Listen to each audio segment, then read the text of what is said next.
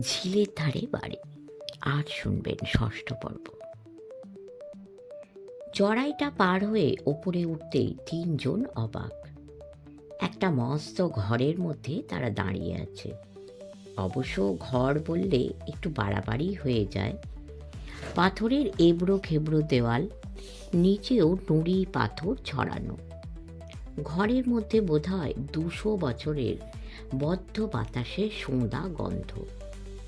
টর্চের আলোয় যতদূর দেখা গেল এখান থেকে বেরোনোর কোনো রাস্তা নেই। অনু বলল, নবীনদা, এবার কি করবে? এ তো দেখছি একটা অন্ধকূপ। নবীন একটু চিন্তিতভাবে বলল, চিন্তা করো না, উপায় একটা হবেই। শীতে জলে কাদায় মাখামাখি হওয়ায় তিনজনেরই অবস্থা করুণ। তার উপর পরিশ্রম বড় কম যায়নি।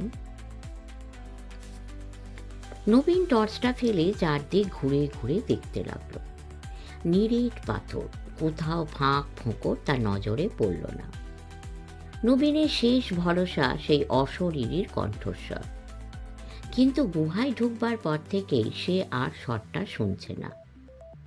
তবে নবীনের স্থির বিশ্বাস কণ্ঠস্বরটা তার ঠাকুরদার। সে কিছুক্ষণ ইতস্তত করে অনু আর বিলুর কাছ থেকে যতদূর সম্ভব দূরে সরে গিয়ে ঘরের একেবারে কোণে দাঁড়িয়ে চাপা গলায় বলল, দাদু, প্রম্পট করছো না কেন বলো তো? কোনো জবাব নেই। বলি, ও ঠাকুরদা, তোমার হলোটা কি? তবু জবাব নেই। হতাশ গলায় নবীন বলল, বলি, ঘুমিয়ে পড়লে নাকি? ও দাদু। হঠাৎ গলার স্বরটা শোনা গেল। কানের কাছে কে যেন খিঁচিয়ে উঠে বলল, আমি তো দাদু কোন সুবাদে রে বাঁধো? কুলোদা চক্রবর্তীর নাতি হলে কি তুই এত কবে হতিস? যা, যার নামে যা। বিলু হঠাৎ হেসে উঠে বলল, ও নইন্দা, তুই কার সঙ্গে কথা কইছ? নবীন কাচুমাচু হয়ে বলল, এই কারো সঙ্গে নয়, এই আপন মনি একটু কথা বলছিলাম আর কি, যাকে বলে থিঙ্কিং অ্যালাউড। মাটির নিচে এই ঘরটা কারা বানিয়েছিল নবীনদা? জানি না ভাই, তবে আমাদের পূর্বপুরুষেরাই কেউ হবে। কেন বানিয়েছিল তা বুঝতে পারছো? গুপ্তধন লুকিয়ে রাখার জন্য। কিন্তু কোথাও তো ঘড়া বা কলসি দেখছি না। নবীন পায়ের নিচে নুড়ি পাথরগুলো নেড়ে চেড়ে দেখতে লাগলো। সময় যে হাতে বেশি নেই তা সে ভালোই জানে। একটা বড় চ্যাটালো পাথর সরিয়ে তলাটা পরীক্ষা করতে করতে সে বলল, গুপ্তধনের দরকার নেই ভাই, এখন এখান থেকে সরে পড়াটাই বেশি দরকার। এমন সময় হঠাৎ নিচের সুড়ঙ্গে পর পর কয়েকটা গুলি চালানো শব্দ হলো। আর এই শব্দটা বদ্ধ ঘরে এত জোরে ফেটে পড়ল যে তিনজনে ভীষণ চমকে উঠে কানে হাত চাপা দিল। বারুদের পোড়া গন্ধে ঘরটা ভরে যাচ্ছিল ধীরে ধীরে। নবীন হতাশ গলায় বলল, ওরা নেমে এসেছে। অনু তার ভাইকে বুকে চেপে ধরে বলল, কিন্তু আমরা তো ওদের শত্রু নই। যদি চেঁচিয়ে সে কথা ওদের বলা যায় তাহলে কি হবে? নবীন চিন্তিতভাবে বলল, চেষ্টা করা যেতে পারে, কিন্তু খুব লাভ হবে বলে মনে হয় না। নবীন সুড়ঙ্গের মুখটা এগিয়ে গেল, তারপর চেঁচিয়ে বলল, গুলি করবেন না, আমাদের সঙ্গে দুটো বাচ্চা আছে, আমরা বিপদে পড়েছি। কিন্তু নবীনের কথা শেষ হওয়ার আগেই ফের কয়েকটা গুলি এসে পাথরের গায়ে বিঁধল। পাথরের কুচি ছিটকে এসে লাগলো নবীনের মুখে। সে সভয়ে সরে এলো।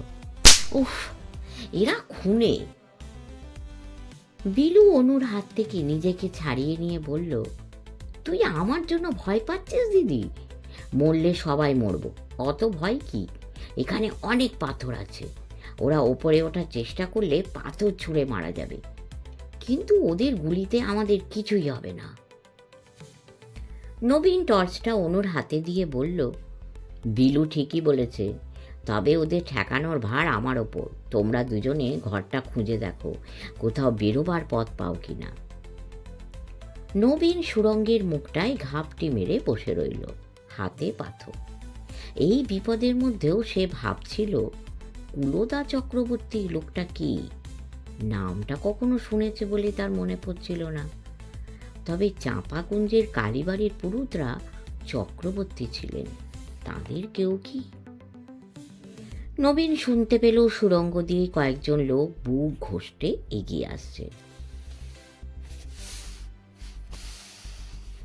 খুবই সন্তর্পণে আসছে, কিন্তু বদ্ধ জায়গায় আসার গোপন শব্দ শোনা যাচ্ছে। নবীন শ্বাস বন্ধ করে অপেক্ষা করতে লাগলো। টর্চের অত্যন্ত জোরালো আলোয় সুড়ঙ্গটা উদ্ভাসিত হয়ে গেল। একটা লোককে আবছা দেখা গেল, হামাগুড়ি দিয়ে নিচে এসে থেমেছে। নবীনের হাতের পাথর নির্ভুল লক্ষ্যে ছুটে গিয়ে ঠং করে লাগলো লোকটার মাথার টুপিতে। টুপিটা লোহার। লোকটা একটুও না দমে হাতটা উঁচু করে ধরল। একটা পিস্তলের মুখ দেখতে পেল নবীন। চট করে মাথাটা সরিয়ে নিল। ঝিং করে গুলিটা গিয়ে লাগলো ঘরের ছাদে। ঘরটা কি কেঁপে উঠল সেই শব্দে। তারপর দুপক্ষ চুপচাপ। নবীন টের পাচ্ছিল তার পিছনে অনু আর বিলু সারা ঘরময় দৌড়ে বেড়াচ্ছে। টর্চ জেলে পথ খুঁজছে, যদি কোনো ফাটল বা গর্ত নজরে পড়ে। নবীন সাবধানে আবার মুখটা বাড়ালো। যা দেখলো তাতে বুক হিম হয়ে গেল তার। সামনের লোকটা বুক ঘষতে আরও খানিকটা উঠেছে। কোমর থেকে কি একটা জিনিস খুলে নিয়ে লোকটা হঠাৎ ওপরের দিকে ছুঁড়ে মারল। কিছু বুঝে উঠবার আগে একটা প্রচণ্ড শব্দ আর আলোর ঝলকানি। গুহাটা যেন ফেটে চৌচির হয়ে গেল, এবং এত প্রচণ্ড আওয়াজ নবীন কখনো শোনেনি। তার মাথাটা হঠাৎ ঝিম ধরে কানে তালা লেগে গেল, চোখ অন্ধকার হয়ে গেল। অজস্র পাথরের টুকরো আর ধুলোবালি খসে পড়ল তার ওপর। নবীন জ্ঞান হারিয়ে ফেলল কিছুক্ষণের জন্য। হঠাৎ তাকে নাড়া দিয়ে অনু বলল, নবীনদা, নবীনদা, শিগগির পথ পেয়েছি। নবীন চোখ খুলল, তারপর ধীরে ধীরে উঠে বসল। উঁকি মেরে দেখল প্রচুর পাথরের টুকরো আর ধুলো বালি খসে পড়ায় নিচের সুড়ঙ্গটা প্রায় ঢেকে গেছে। লোকটাকে আর দেখা যাচ্ছে না। ধুলো আর ধোঁয়ায় তিনজনই কাঁপছে, চোখে জল। নবীন উঠল। কিছুক্ষণ সময় পাওয়া যাবে, তবে বেশি নয়। ওরা এই সামান্য বাধা ডিঙিয়ে ঠিকই চলে আসবে। অনু তার হাত ধরে টেনে নিতে নিতে বলল, বোমার শব্দে আমরা ঘাবড়ে গিয়েছিলাম, কিন্তু সাপে বড় হয়েছে, দেখবে এসো। নবীন দেখল গুহার ডান ধারে পাথরের দেওয়ালে বিশাল চির ধরেছে। একটা চৌকো পাথর আলগা হয়ে নড়বড় করছে। নবীন এবার একটু ভাবল, পাথরটাকে যদি সে সামনের দিকে টেনে সরায়, তাহলে ছিদ্রটা ফের বন্ধ করার উপায় থাকবে না, এবং পাজি লোকগুলো পথের সন্ধান সহজেই পেয়ে যাবে। তাই সে পাথরটাকে ভিতরের দিকে প্রাণপণে ঠেলতে লাগলো। পাথরটা ধীরে ধীরে সরে যেতে লাগলো। মাত্র হাতখানেক লম্বা এবং চওড়া একটা পথ পাওয়া গেল। অনু আর বিলু সহজেই গলে গেল ভিতরে। অবশেষে নবীন। পাথরটাকে আবার জায়গা মতো বসিয়ে দিতে সামান্য সময় লাগলো নবীনের। টর্চের আলোয় দেখা গেল একটা লম্বা সরু পথ, টানা বহু দূর চলে গেছে। টর্চের আলো কমে আসছে, বেশিক্ষণ জ্বলবে না। ক্লান্ত পায়ে চুপচাপ তিনজনে হাঁটতে লাগলো। কোথায় যাচ্ছে তা বুঝতে পারছে না। বিলু শ্রান্ত স্বরে বলল, নবীনদা, ওরা যদি এই গলিতে ঢুকতে পারে, তাহলে আমাদের তাক করে গুলি চালাতে খুব সুবিধা হবে, তাই না? গলিটায় কোনো বাঁক নেই, উঁচু নিচু নেই। নবীন তা জানে, আর জানে বলেই সে নিজে পিছনে রয়েছে। গুলি যদি আসে, তবে তার গায়েই প্রথম বিঁধবে। নবীন অভয় দিয়ে বলল, ওরা নিজেরাও এখন বিপদের মধ্যে আছে, চলো, ওসব কথা ভাবার দরকার নেই। জীবনে সবসময় উজ্জ্বল সম্ভাবনার কথা ভাববে। কয়েক মিনিট হাঁটবার পর গলিটা হঠাৎ সরু হয়ে গেল। তারপর ঢালুতে নেমে থমকে দাঁড়াতে হলো তিনজনকে। সামনে আর রাস্তা নেই। গলিটা ঢালু হয়ে কালো জলের মধ্যে নেমে হারিয়ে গেছে। নবীন সভয়ে চেয়ে রইল। বিলু বলল, এখন? অনু নবীনকে বলল, নবীনদা, টর্চটা আর বেশিক্ষণ চলবে না কিন্তু। নবীন জানে বিপদে মাথা গুলিয়ে ফেললে লাভ নেই। এখনই মাথা ঠান্ডা রাখার সময়। মনে যাই থাক, মুখে একটু নির্ভয় হাসি হেসে নবীন বলল, আরে ঘাবড়াচ্ছ কেন? সাঁতার জানো তো? অনু মাথা নেড়ে বলল, সাঁতার জেনে তো লাভ নেই। সুড়ঙ্গটা জলের মধ্যে ঢুকে গেছে। তার মানে জলটা পার হতে হবে ডুব সাঁতার দিয়ে। জলের ভিতর দিয়ে কতটা যেতে হবে তা তো জানি না। নবীন তার কোটটা খুলে ফেলল। বলল, আরে সেটা কোনো সমস্যাই নয়। আমি চট করে জলে নেমে দেখে আসছি। যদি পার না হওয়ায় যায় তাহলে অন্য উপায় বের করতে হবে। এই ঠান্ডায় তুমি জলে নামবে?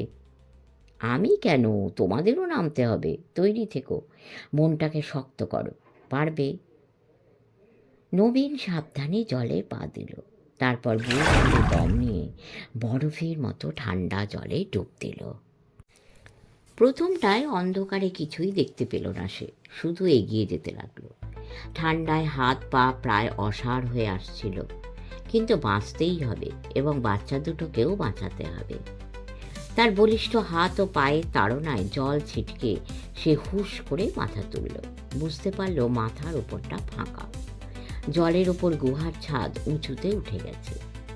নবীন জলে ভেসে কয়েক সেকেন্ড বিশ্রাম নিল। হাতে সময় একেবারেই নেই। বুক ভরে দম নিয়ে সে আবার ডুব দিয়ে ফিরে চলল। জলের উপর মাথা তুলে সে দেখল ঘুর ঘুরটি অন্ধকার। অনু, বিলু।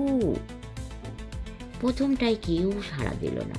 তারপর খুব ক্ষীণ কণ্ঠে অনু বলল, নবীনদা, ফিরে এসেছো? হ্যাঁ, এই গলিতে ওরা ঢুকে পড়েছে, আলো ফেলছে, দুবার গুলিও চালিয়েছে। ওপাশে কি দেখে এলে? তোমরা ডুব সাঁতার দিতে পারবে? পারবো, আমরা দুজনেই ভালো সাঁতার জানি। তাহলে ভয় নেই। মিনিট খানেক ডুব সাঁতার দিতে পারলেই জলে ডোবা জায়গাটা পেরিয়ে যাব। ওদিকে মাথার ওপর ফাঁকা জায়গা আছে। তবে তারপর খানিকটা সাঁতরাতে হবে। গায়ের ভারী জামাগুলো খুলে ফেলো, আর আমার লাঠিটা দুজনেই চেপে ধরো, আমি টেনে নিয়ে যাব। দুই ক্লান্ত ভাই বোন কোট টোট ছেড়ে ফেললো। তারপর লাঠি ধরে জলে নামলো। বরফের মতো ঠান্ডা জলে নামতে ঠকঠক করে কেঁপে উঠল দুজনে। কিন্তু ঠিক এই সময় দুম করে একটা বিকট আওয়াজে গলিটা কেঁপে উঠল। লাঠিটা চেপে ধরে অনু, বিলু আর নবীন দম বন্ধ রেখে জলে ডুব দিল। নিকষ কালো জলের মধ্যে শুধু লাঠিটাই তাদের পরস্পরের মধ্যে যোগাযোগ। নবীন প্রাণপণে এগোচ্ছিল, তবে এক হাতে লাঠি ধরে থাকায় খুব জোরে সাঁতরাতে পারছিল না সে। কিন্তু প্রাণীর ভয় বড় ভয়। আচমকাই নবীন টের পেল অসাড় হাত থেকে কখন লাঠিটা খসে গেছে। আতঙ্কে নবীন জলের মধ্যে চার ধারে হাত রাখতে লাগলো। লাঠিটা কোথায়? মাথার উপরে ছাদে দুম করে মাথা ঢুকে গেল তার। চোখ পলকের জন্য অন্ধকার হয়ে গেল। তবু দাঁতে দাঁত চেপে নিজেকে সচেতন রাখল সে। আচমকায় লাঠিটা পেয়ে গেল পায়ের কাছে। চেপে ধরে এগোতে গিয়েই বুঝল ওরা ভাই বোন লাঠিটা ছেড়ে দিয়েছে। হায় হায় করে উঠল নবীনের বুকটা। বাচ্চা দুটো ছেলে মেয়ে এভাবে বেঘরে ডুবে গেল। সে কিচ্ছু করতে পারল না। নিজের হাত কামড়াতে ইচ্ছে করছিল তার, কিন্তু দম শেষ হয়ে আসছে। তবে বেশিক্ষণ নয়, এখনই সে নিজেও ডুবে যাবে। যদি সেও মরে তবে বাচ্চা দুটোর খোঁজ কেউ পাবে না। নবীন প্রাণপণে তার অসাড় হাত পা নাড়তে লাগলো। যখন জল থেকে মাথা তুলে শ্বাস নিতে পারল নবীন, তখন তার বুক হাঁপুড়ের মতো উঠছে পড়ছে।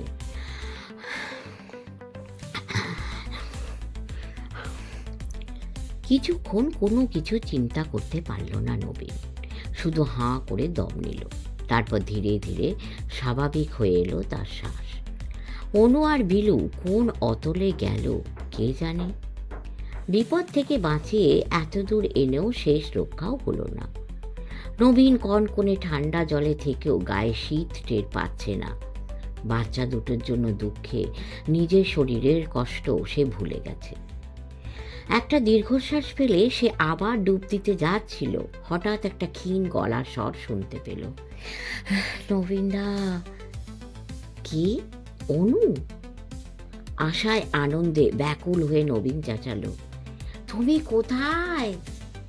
এই তো আমরা দুজনে আছি একসঙ্গে। তোমরা তো আমার লাঠি ছেড়ে দিয়ে আগে আগে সাঁতরে চলে এসেছো দেখছি। নবীনের বুক থেকে একটা ভার নেমে গেল। গলার স্বর কোথা থেকে আসছে আন্দাজ করে সে এগিয়ে গেল। অনু আর বিলু প্রায় 10-12 হাত এগিয়ে গিয়ে তার জন্য অপেক্ষা করছিল। অন্ধকারে কেউ কারোর মুখ দেখতে পেল না। তিনজনেরই হাঁপ ধরা অবস্থা, বেশি কথা বলা অসম্ভব। নবীন শুধু বলল, চলো। তিনজন পাশাপাশি সাঁতরাতে লাগলো। বিলু জিজ্ঞেস করলো, নবীনদা, ওরা কি জল পেরিয়ে আমাদের পিছু নিতে পারবে? কিছুই অসম্ভব নয়, তবে ওরা হয়তো আমাদের ফেলে রাখা জামা কাপড় দেখে ভাববে ভয়ে আমরা জলে ডুবে গেছি। আর জলে ডোবা সুড়ঙ্গ তো ভীষণ বিপজ্জনক, ওরা হয়তো চট করে এ পথে আসবে না। অনু আর বিলু সত্যিই ভালো সাঁতরায়। বেশি জল না ছিটকে নিঃশব্দে লম্বা জল টেনে দুজনে নবীনের চেয়েও দ্রুত এগিয়ে যাচ্ছিল। এরকম আর কতক্ষণ সাঁতরাতে হবে নবীনদা? আমরা কোথায় যাচ্ছি বলো তো? কে জানে, জন্ম থেকেই তো কেটের হাটে আছি। এখানে যে এরকম সুড়ঙ্গ বা মাটির নিচে জলে ডোবা জায়গা আছে কুসমিনকালেও জানতাম না। আরও বেশ কিছুক্ষণ পর তিনজনে একসঙ্গে পায়ের নিচে মাটি পেয়ে দাঁড়ালো।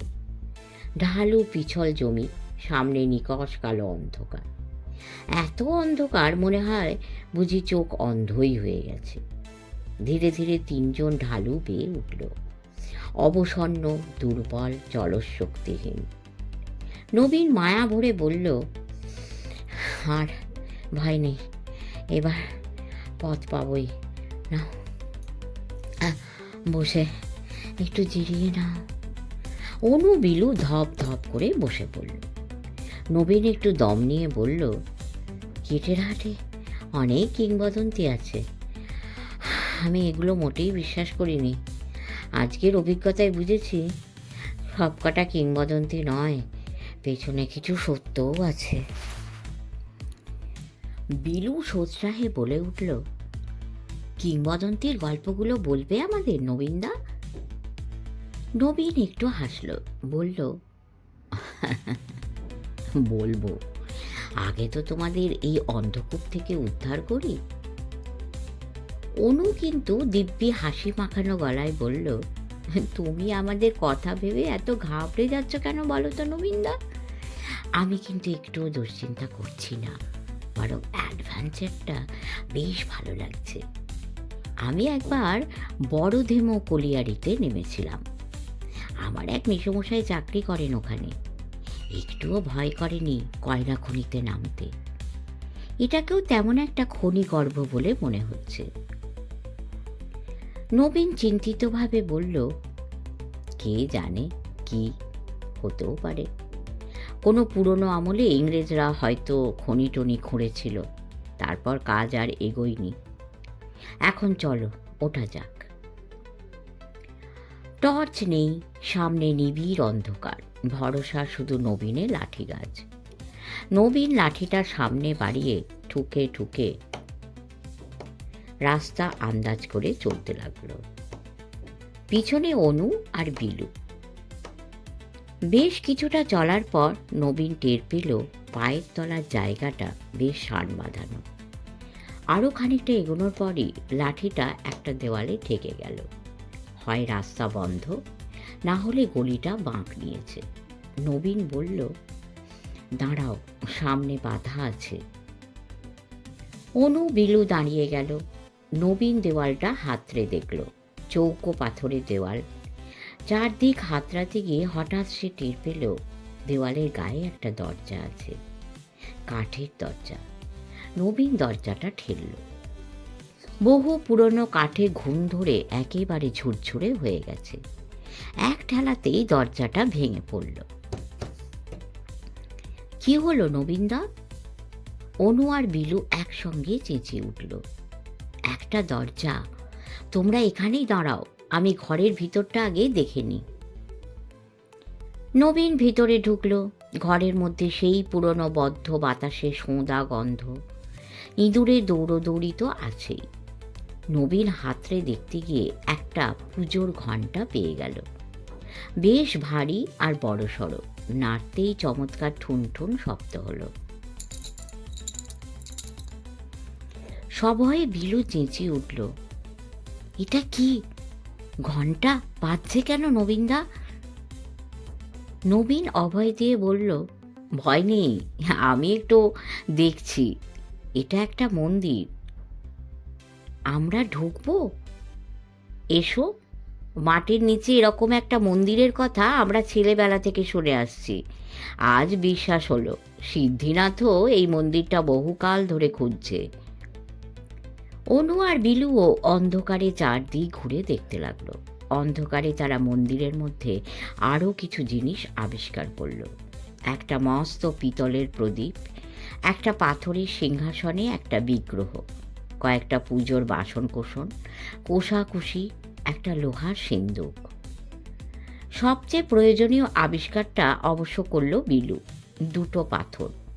একটা জরাজীর্ণ কাঠের বাক্স হাতড়াতে গিয়ে দুটো পাথর আর কয়েকটা লম্বা সরু কাঠের মতো বস্তু পেয়ে গেল।